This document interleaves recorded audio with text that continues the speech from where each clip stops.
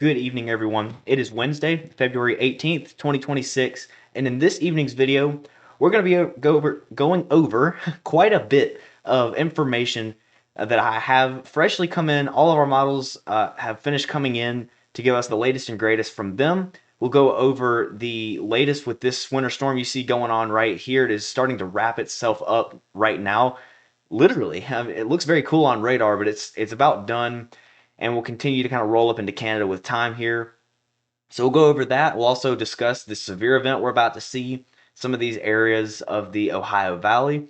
Then we'll kind of discuss the pattern and what could be a very impactful storm to start off this next week. Details are still absolutely non-existent at this point. So that's why I make these daily videos. So please always stay tuned. And I will go ahead and do a little plug here. I am doing morning videos that go over the current weather of the U.S. and your daily forecast. So if you're looking for that and you find that helpful, tune in about 8:30 in the morning. Most mornings I'll have that out for you guys to use. That being said, we're going to get into it now. Like this video if you like it, subscribe if you've not done so already, and please leave a comment down below where you're watching from. It'd be greatly appreciated. So starting off here, you can see this winter storm up in areas of the North Plains. Looks very cool on radar. It's fully wrapped itself around. There's areas of snow making it all the way into areas of New York and Massachusetts here. Not really going to zoom in, just a very broad look at things. And then the western U.S., while there is a lot of precipitation, it's quieted down with the widespreadness. It looks a little bit more spotty and sporadic in these areas. It's been a very active day so far. So moving on, this is watches, warnings, and advisories here. This is also looks a bit different. Some of these winter weather advisories in the western U.S. have dropped, but they've also introduced more in different places. We continue to have quite a few winter storm warnings up in the higher elevations of California and Oregon here. And then a lot of red flag warnings lining the southern and central United States, even up into the Midwest and areas of Iowa. So fire weather conditions do persist. I will go ahead and show you. We do have one remaining fire warning just north of Amarillo. We had, I think, 3 in a row at one point, one near Borger, Texas, and one up here north of Miami. We had like 3 in a row. Please be careful if you live in these areas and you have to burn things outside. I honestly would say that you really don't have to burn anything outside, especially at the cost of what it could do. So please don't do anything. Don't do anything stupid, to put it simply. But we do still have a few warnings in place with this storm ongoing. We do have a blizzard warning in the coastal areas of Minnesota here, and a few winter storm warnings up in northern areas of North Dakota here. So those will start to drop over the next several hours. And we do have winter weather advisories in areas in New York, a special weather statement for areas of black ice to be forming, dense fog advisories, a few other locations. Otherwise, it is quieted down a little bit. We do have wind warnings, wind advisories, things like this in the southern plains and southern Rockies. Moving on from this, we also do have this risk area from the Storm Prediction Center that we can now break down by type. So as of today, they introduced all of the tornado, wind, and hail probabilities, so we're going to go over that. But first, a broad look at the percentages and what they're called. So this dark green is a marginal risk. That is a level 1 out of 5 for essentially the severe intensity and the widespreadness of storms. So this green here, this dark green you can see, this is level 1 out of 5. It goes from areas of south, say,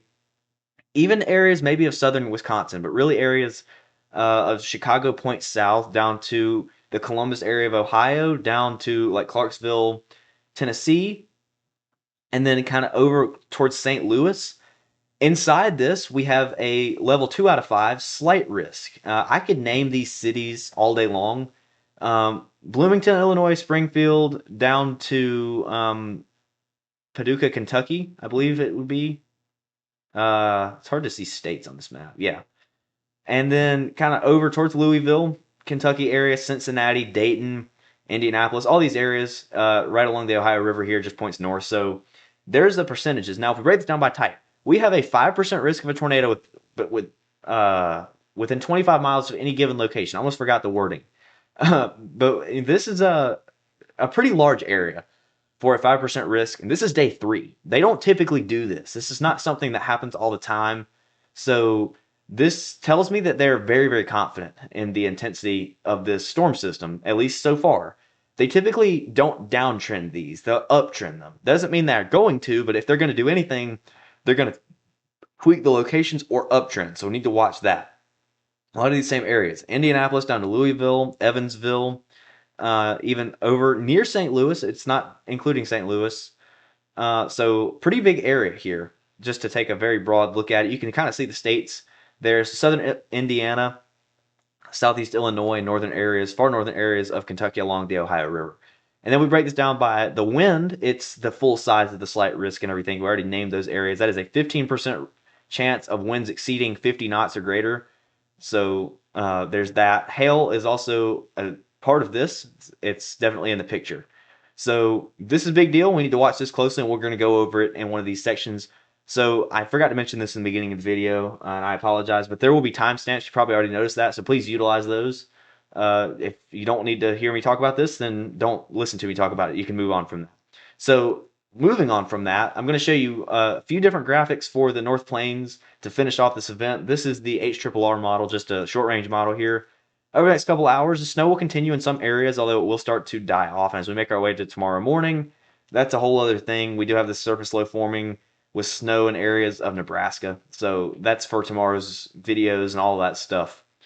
When it comes to the amount of snow you could still see, a couple more inches could fall in some of these areas. Minneapolis points north. Still over a foot of snow possible in the coastal areas of Minnesota here. And then you can see, look in areas right here of like central Nebraska. They're already calling for over half a foot of snow, which is kind of aggressive to start off with. But hey, they're the experts. I mean, you can see this footprint here from the surface low that forms, moving down a little bit. I mean, even areas of Iowa get in on this. So there'll be severe weather down here and then snow falling up here. So very dynamic system. Moving on from that, here's where we're going to discuss the severe potential of this upcoming storm system to start the week. Actually, I completely said that wrong. I'm not going to lie. To go into tomorrow, the other storm system to start the week is later on. So we're going to look at this here. This is the HRRR model as well. We've refined our area a little bit that we're going to really be focusing on. This is starting off lunchtime tomorrow. This is very close. It's not. We don't have a whole lot of time for this to change or anything. And so this is Thursday. Tomorrow at around lunchtime. Move this on here a few hours and look at these storms. They really kind of expand and they're all isolated. That's one interesting thing about this, in my mind at least, is that these are they're on their own. They're not just a line of storms like you would typically see this time of year. So that's why they've got that 5% risk of a tornado, because if you didn't already know, isolated storms do much better at producing tornadoes than lines of storms do. But you can, when they have these little black streaks off of them, that indicates possible rotation. If you're under that, don't freak out. It's nothing specific, but it's just the model trying to assume where rotation would be. But we do have a few cells that have those. But you can see it's just a kind of cluster of individual cells. Even some of them have this like comma shape. I mean, this is not a good look at all. This is like 3 p.m. tomorrow.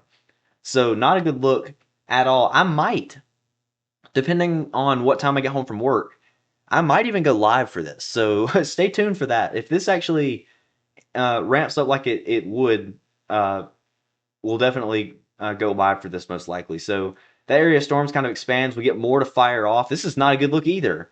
I mean, areas of southern Indiana, we have these kind of comma-shaped storms. This is not good. This is getting into about 7 p.m. tomorrow.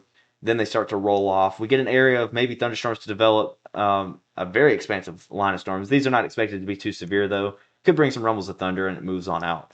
So to discuss ingredients of this severe weather just a bit, here's a very broad look. I had a zoomed in look in yesterday's video. I like to do this. I decided to do this because it gives you the bigger picture. This is starting out tomorrow morning. So I'm going to explain what this is here just in a second. So what you're looking at is the 500 millibar wind speeds. 500 millibars is 3 or 4 miles above your head on average. So just assume it's that. And areas like this here, where you have these reds show up, that's just faster winds. So do you see these black lines? This one kind of goes like this, and there's other ones under it kind of go like that. Well, this little piece of energy right here is called a shortwave trough. It is negatively tilted, which means its axis kind of goes like this. It's not straight up and down. It's not tilted like that. It's tilted kind of back and to the left. So or down and to the right, depending on which way you think about it. So because of this, it's essentially the most mature it can be as a little shortwave trough, a little impulse of energy. It's very robust. Winds in this could exceed 90 knots, so very, very strong little impulse of energy here. This is getting into the afternoon when these storms will be ongoing, and it is rolling over these areas that we were just looking at. Southern Illinois, southern Indiana. And so we have 70 knots, 60 knots, a lot of flow aloft in this area, and it's kind of spreading apart. You can see these wind vectors point up here, and these wind vectors down here point kind of sideways. So there's spreading apart of the wind vectors in this layer, meaning that there's rising motion because the atmosphere creates a void, and the atmosphere does not like voids. It likes to fill in those voids with air, so it brings it up from the surface, and you get rising motion. So that looks very good. How about our dew points? How about our moisture? Well, this is starting off tomorrow morning as well to give you a kind of an evolution of it. Where it turns to blue here is where you have 60s dew points or greater. This green, this darker green especially, is absolutely favorable for severe weather, especially this time of year, but the blue is even more so. But you can see that works its way into southern Illinois, southern Indiana by just after lunchtime tomorrow. And we have a very small corridor here of the most intense of dew points. I mean, not big at all. There's almost like a little warm front up here or something, maybe an outflow boundary. Kind of hard to tell. This area right here, you'd want to watch very closely for the most intense convection and the most tornado threat because you have the most dew points. So absolutely a very worrisome environment to put it the way it is. I'll tell you how it is. I've been watching severe weather years now. That's what got me into weather. And this kind of a look, especially this time of year, is very concerning. I do want to mention something. There are people out there who think that me scaring you guys by saying this gets me something. It gains me something. It doesn't gain me anything to scare you. So if you think that, think again. That's not the way it is. So if I'm not saying that I'm some sort of expert, but I'm going to tell you how I think it is. I think this is very concerning. I think it's very dangerous. I'm going to pull a sounding right here, and I'm going to kind of analyze this for you. This is not good. There's a lot about this that concerns me. Starting over here, we have a lot of instability. You see where this yellow line, or this dotted white line moves to the right of this red line. Think about that as positive energy. Anywhere within there is positive energy. You could shade it in kind of right there. That is positive energy. That is buoyancy, the ability of a parcel of air to rise on its own. It doesn't need to be pulled up. It's warmer than its environment, so it rises.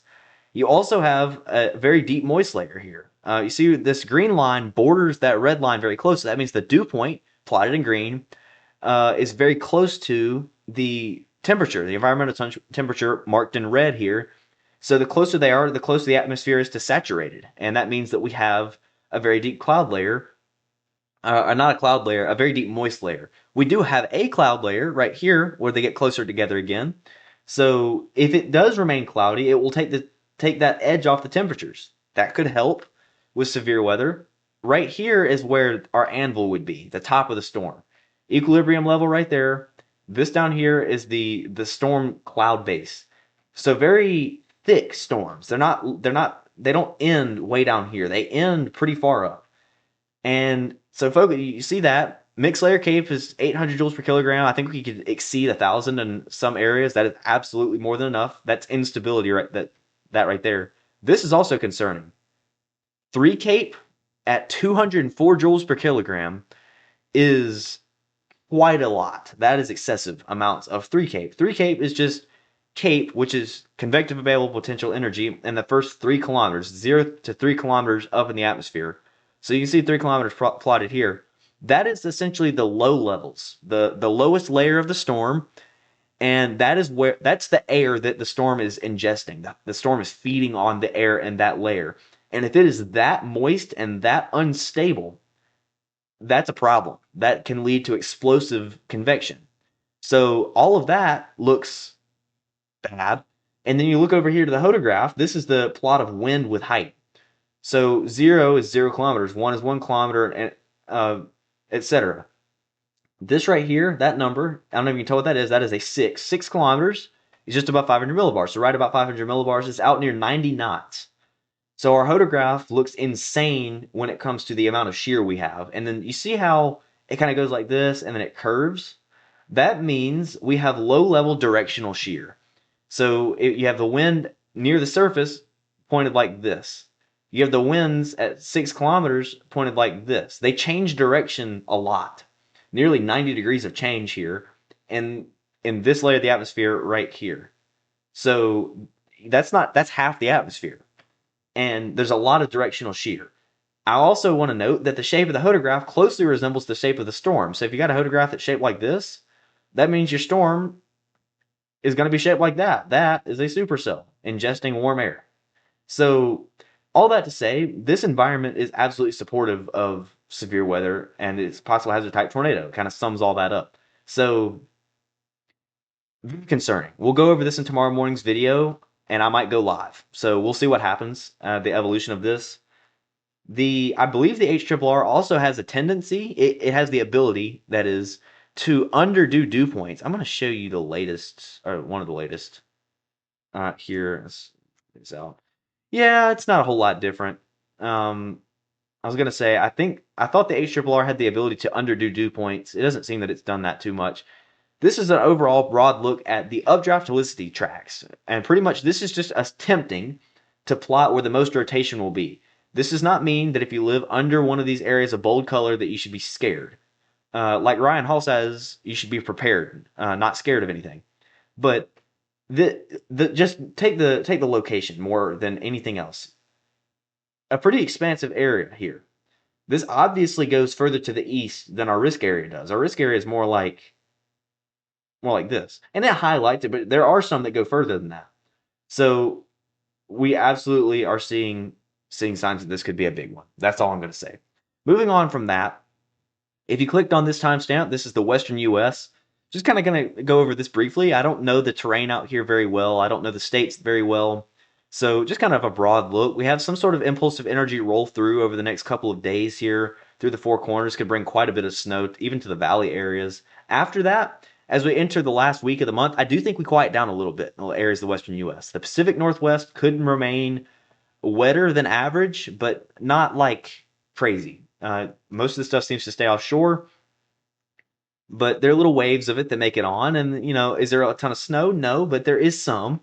This is working our way towards the end of the month. And is there anything major to speak of? Not really. Although I didn't even see that. I mean, we'll go over the eastern U.S. here in a second. But I mean, this sector that I'm looking at also covers the plains. So I mean, this is out here at 300 hours, March 3rd, and we have snow in areas of Oklahoma. I did not see this. So that's that's interesting. After that, nothing really happened. So I do think that we have been in an active pattern in the Western U.S. We got a week and a half or so more, and then we really start to quiet down and leave that pattern. So here's the GFS. It's a very similar story, and it even shows something in the long range. I did not see that yet. So very interesting things. We're learning. We're learning. Isn't that awesome? Here's the European ensemble for the total snowfall across this area. So this is from now through the next week. These totals have gone down a little bit because we are starting to quiet down, but still several inches of snow to be had across a lot of areas, even the valley areas of the western U.S. So moving on from there, here's the eastern U.S. This is a broad look at the eastern U.S. We're also going to go a little bit more in depth into this possible storm system. This is the European model. Starting off now, here's this low pressure and all of its associated energy for tomorrow's severe event and snow. There's snow there. It kind of expands. And then we have the Europeans' idea of this storm system. It doesn't do a whole lot with it. We'll go over that here in a second. After that, another kind of rain bomb for the south, big amplified system in the north. Anything specific? No, except this thing. Here's hour 300. 300 hours away, March 3rd. And we got some sort of really complex looking low diving surface low pressure here. I mean, I had not seen this yet, but this brings very, very heavy snow to the upstate of South Carolina, right where I live. I'm not going to lie to you. I'm not going to lie at all. I don't want this. I'm done with winter. I don't think we're going to see this. This is way out in no man's land, but that's interesting to say the least. It even has some freezing rain, so Then it rides up the coast a little bit. So what a storm system there. There's even a little kind of clipper type storm to the north. And that gets out of our here. That's the end. So right near the end of the run, but hey, winter is not over yet. Just because it's warm outside in some areas does not mean winter's over. Here's the GFS model. I'm going to put everything in frame here. So here's the GFS model's idea of this upcoming storm system. We'll take a closer look in a second. Moves it out.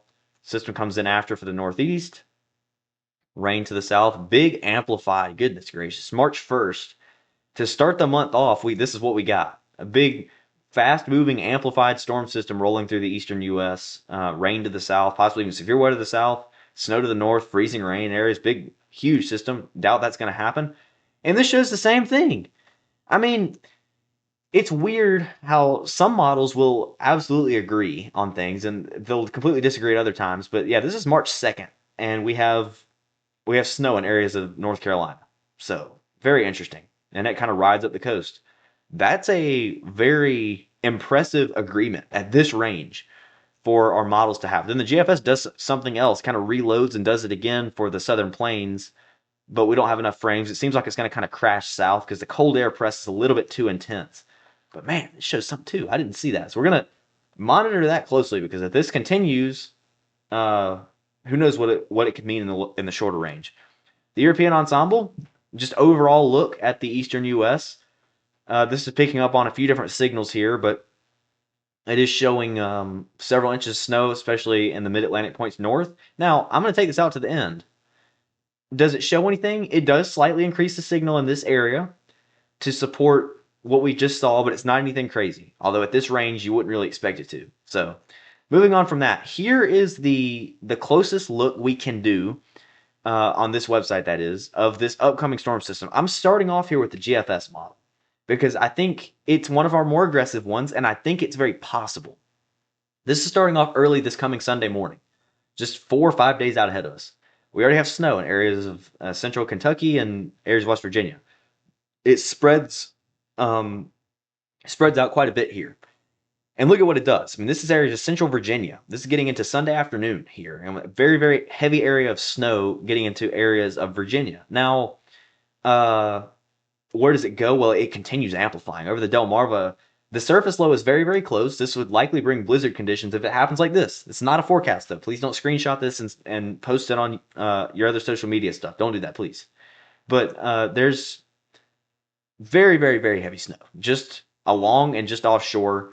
And it kind of rolls up, hits the Martha's Vineyard, Nantucket areas, Cape Cod especially hard, but it makes the snow go all the way inland to fully cover Massachusetts, and then goes up into Atlantic Canada. So there's the GFS idea. Now here's the Europeans' idea.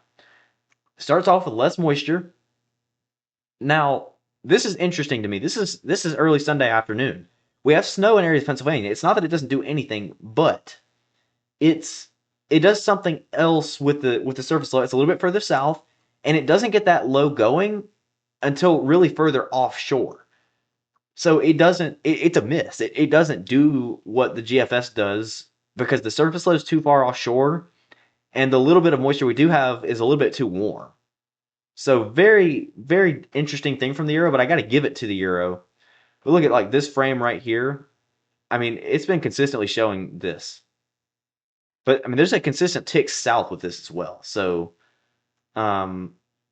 very, very interesting to say that. Now, the Canadian model, starting off early Sunday morning, it does something pretty similar to GFS here, except it's even further to the south and gets areas down to the Hampton Roads area, maybe Elizabeth City, North Carolina, going with very heavy snow. This area of pink you see right here is not freezing rain. That is just ridiculously intense snow.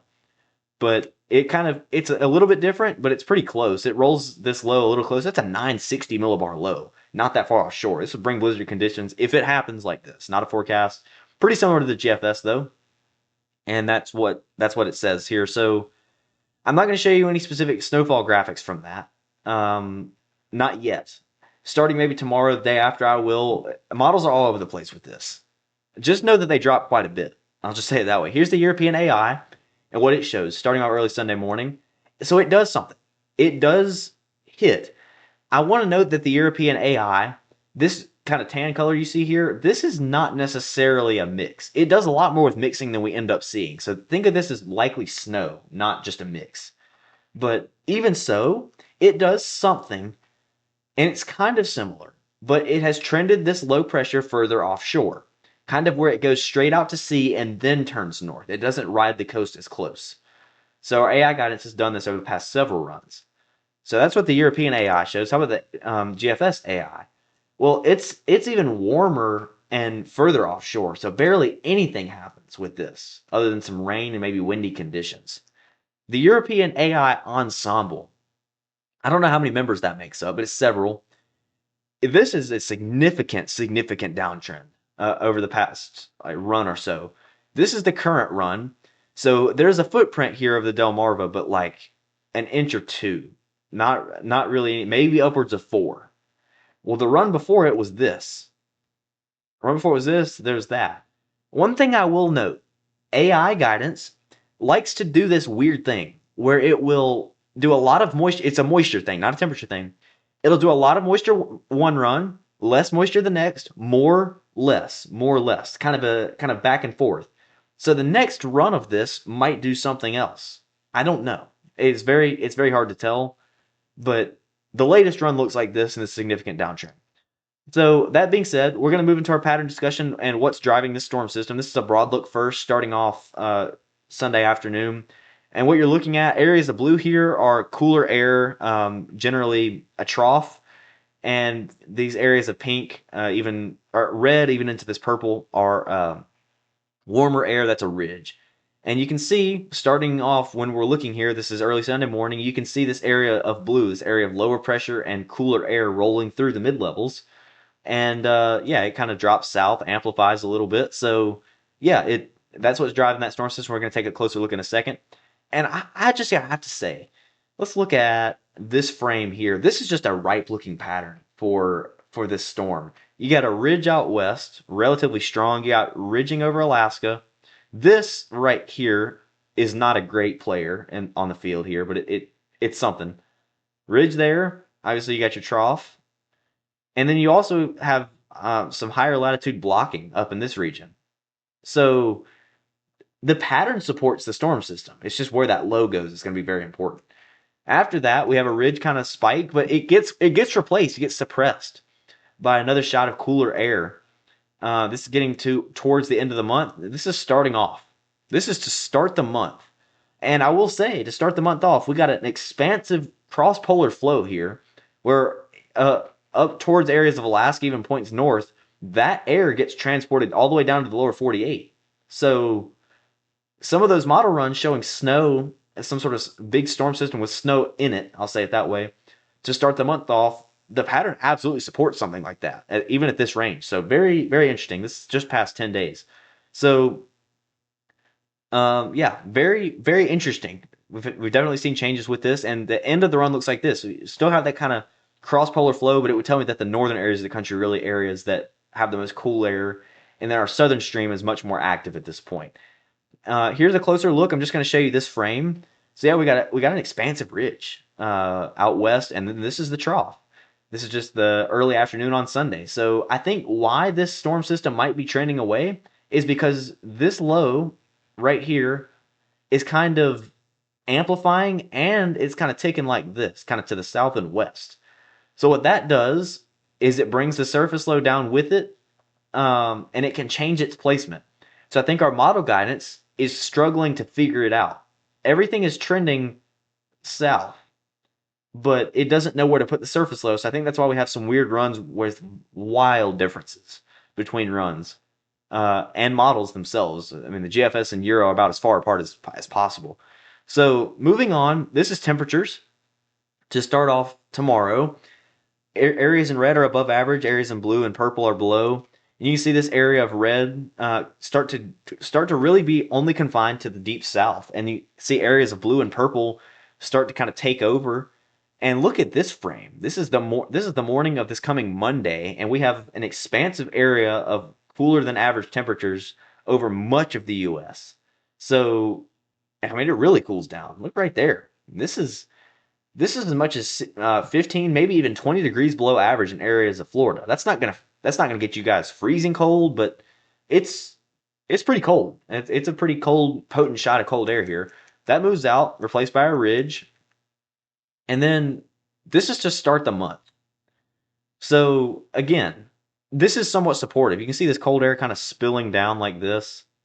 So that's that cross polar flow. It's bringing these shots of cooler air from the north, and so to start off, we have some sort of very expansive troughing and just cooler air filtering in. So if we do have a storm system down in areas of the south, it's supportive. The pattern supports it.